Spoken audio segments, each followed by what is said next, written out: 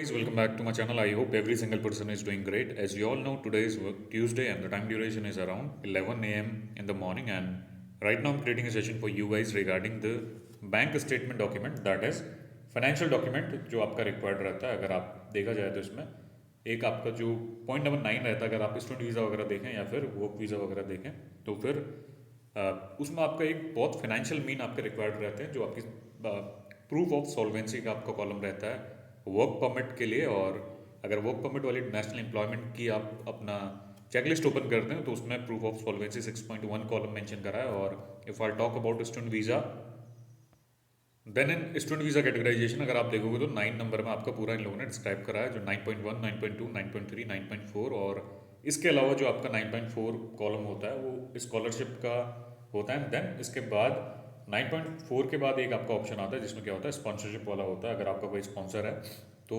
उसको कुछ डॉक्यूमेंट वगैरह आपको प्रोवाइड करने पड़ते हैं और उसके रिगार्डिंग भी बात कर लेते हैं. देन सबसे पहले वर्क वीज़ा के बारे में बात करेंगे and then I talk about student visa categorization, क्योंकि अभी बहुत सारे कैंडिडेट ऐसे हैं थोड़ा कन्फ्यूजन में है. बिकॉज द थिंग इज, अगर वर्क परमिट के लिए कोई अप्लाई करता है तो बहुत सारे कैंडिडेट ऐसा कहते हैं कि बैंक बैलेंस स्टेटमेंट की रिक्वायरमेंट नहीं है. And apart from that the other thing is, student visa के अंदर देखा जाए तो बहुत सारे कैंडिडेट कन्फ्यूजन है, क्योंकि स्टूडेंट वीज़ा के अंदर आप जाते हैं तो उसमें आपको 3 से 4 ऑप्शन मिलते हैं अपना फाइनेंशियल प्रूफ शो करने के. And then if I talk about work permit में आपके 2 मेथड होते हैं जिसमें अपना आप प्रूफ ऑफ सॉल्वेंसी अपना शो कर सकते हैं. तो उसके बारे में आप डिटेल में भी बात करते हैं. So right now thing is people are getting confuse in this. और बहुत सारे एजेंट ऐसे होते हैं जो वर्क परमिट अलाउड करते हैं तो उनको भी थोड़ा कन्फ्यूजन रहता है, तो कैंडिडेट को ऐसा बोल देते हैं कि आप बैंक बैलेंस स्टेटमेंट की आपकी रिक्वायरमेंट नहीं है और बिना इसके आप सबमिशन कर लो और आपका वीज़ा आ जाएगा. बट ऐसा नहीं है. बहुत सारे कैंडिडेट ऐसे हैं जिसका 3 नंबर में रिजेक्शन आ जाता है. तो अपने एंड से आप क्या करो, अपने डॉक्यूमेंटेशन पूरे इंटैक्ट रखो और जो भी रिक्वायरमेंट है उसके अकॉर्डिंग अपने सारे डॉक्यूमेंट वगैरह शो करो.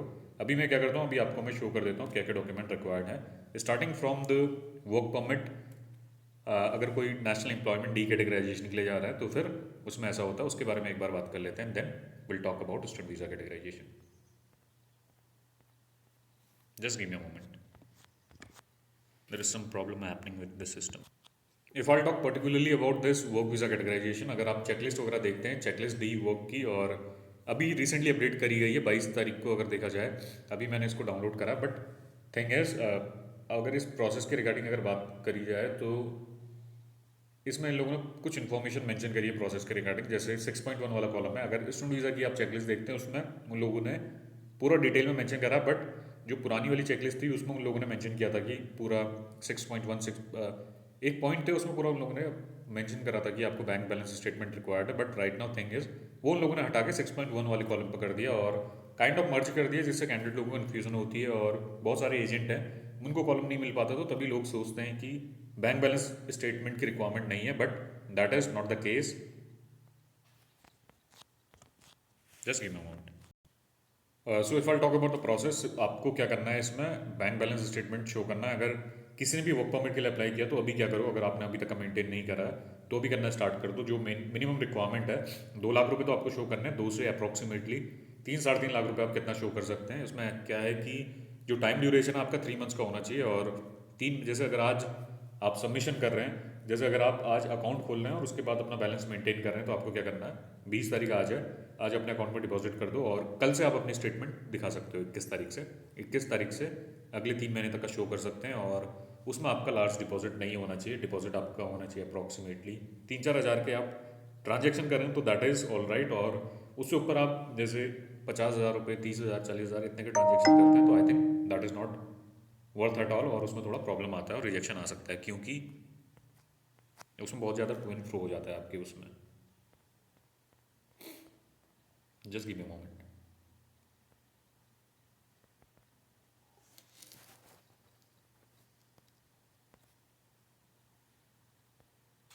अब सिनेरियो में ऐसा होगा कि बहुत सारे कैंडिडेट ऐसे होंगे जिनका सबमिशन होने वाला होगा और उन लोगों ने बैंक बैलेंस स्टेटमेंट मेंटेन नहीं करा होगा. तो उनको क्या करना है, अब उनके पास कुछ ऑप्शन तो है नहीं, but there is only one option left जिसमें आप बैलेंस सर्टिफिकेट शो कर सकते हैं. बट उसमें रिजेक्शन आने के आपके थोड़े हाई चांसेस रहते हैं. That is not the preferred one.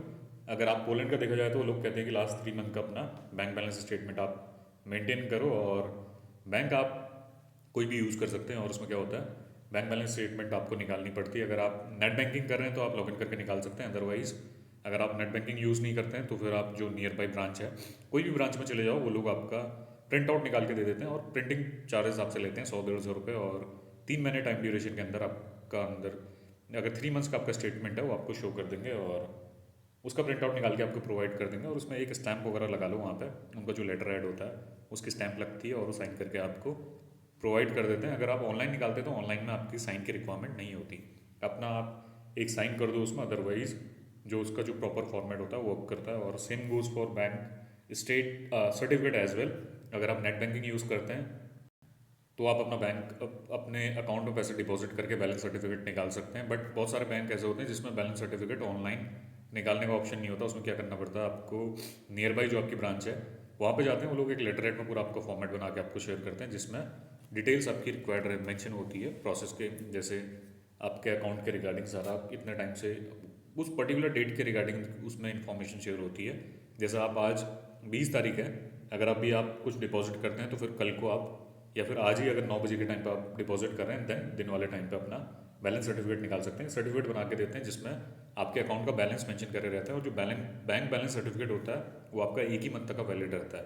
तो इस चीज़ का आपको मेक श्योर करना। और अगर आपने बैंक बैलेंस स्टेटमेंट बनाया, that is good to go, उसमें कुछ प्रॉब्लम नहीं आएगा। बट द थिंग इज़, अगर आपने बैंक बैलेंस स्टेटमेंट मेंटेन नहीं करा, in that case do one thing, अगर खाली जाओगे तो फिर उसमें ऐसा रहता है रिजेक्शन आने के हाई चांसेस रहते हैं। अगर आप पे कुछ ऑप्शन है नहीं तो फिर एक लास्ट ऑप्शन है, बैंक बैलेंस सर्टिफिकेट शो कर दो। और प्रॉब्लम आ सकती है इसमें, रिजेक्शन भी आ सकता है, बट रिस्क है, नहीं भी आ सकता है, आ भी सकता है, बट प्रिफर्ड नहीं है। अगर आपके पास कुछ डॉक्यूमेंट नहीं है तो आप इसको अप्लाई कर सकते हो बिना बैंक बैलेंस के। आप वहाँ पे मत जाना।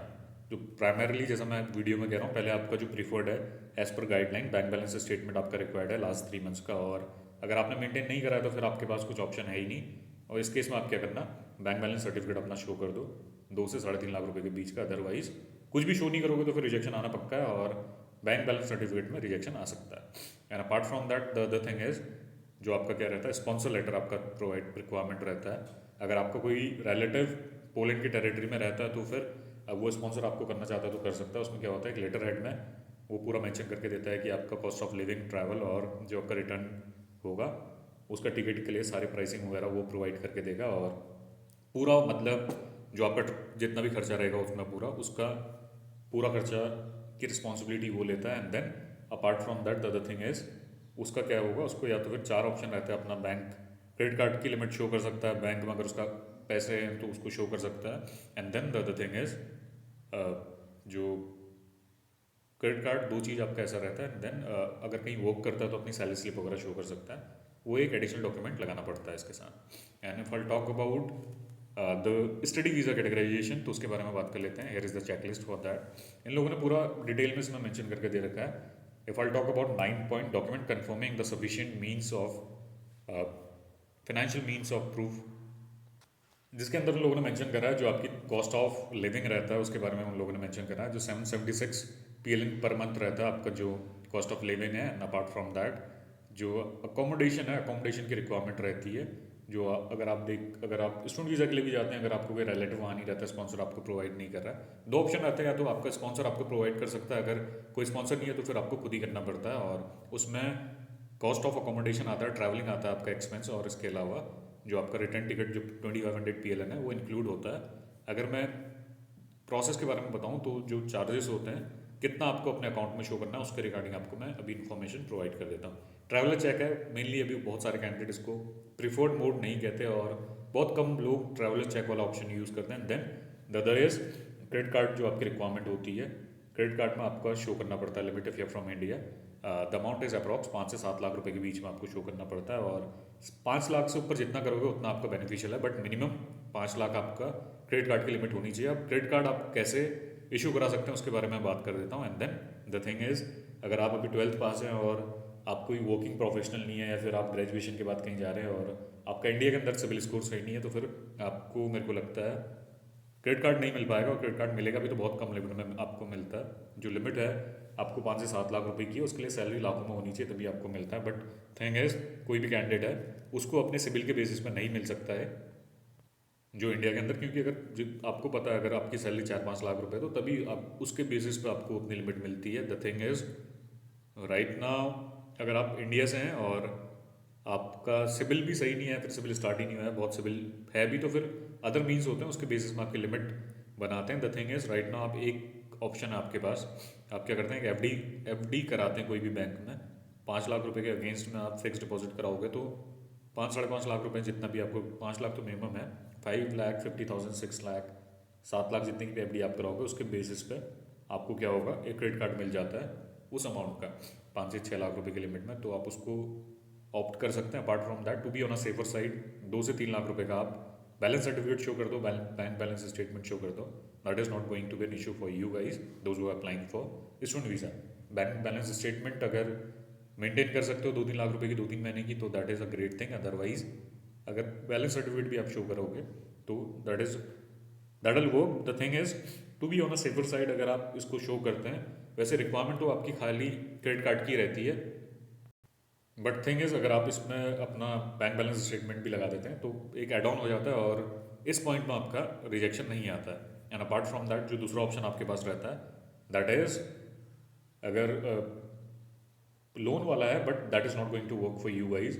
अगर आपके अकाउंट में पैसा होना चाहिए उतना, और वो जो बैंक है उसकी ब्रांच आपकी इंडिया में नहीं बल्कि पोलैंड के टेरिटरी के अंदर भी होनी चाहिए। और इंडिया के अंदर ऐसा कोई, अब मेरे को लगता नहीं है इतना कोई ऐसा कोई बैंक है, या फिर तो मतलब उसमें इन लोगों ने बोल रखा है 3 चीज़ें आपकी होनी चाहिए, या तो फिर कोई लोन अमाउंट होना चाहिए अगर, या फिर एजुकेशन लोन ले रखा है, या देन कोऑपरेटिव सेविंग अकाउंट है, या फिर कोई आपने अपना बैलेंस मेंटेन करा, बट जो बैंक है उसकी ब्रांच आपकी पोलैंड में होनी चाहिए, इंडिया में नहीं बल्कि जो बैंक है बैंक आपका पोलैंड में लोकेटेड होना चाहिए। I think that is not going to work for you, क्योंकि अकाउंट खोल के फिर पैसे डालना that is not a easy task और आपके लिए वर्क नहीं करेगा। तो इंडिया के अंदर ये लोग इसको प्रीफर्ड नहीं मानते, और अगर कोई वहाँ से अपना वीज़ा टाइप एक्सटेंड कराता है, स्टूडेंट वीज़ा लेता है, तो तभी उसके लिए ये जो पर्टिकुलर प्रोसेस है वो वर्क कर जाएगा। बट राइट नाउ इंडिया के अंदर आपका एक ही जो मेन मेथड आपका यूज़ होता है that is credit card, and then उसके ऊपर 2 से 3 लाख रुपए जितना आप अपना बैंक बैलेंस स्टेटमेंट लगाना चाहते हैं, एक आपका मीन्स रहता है।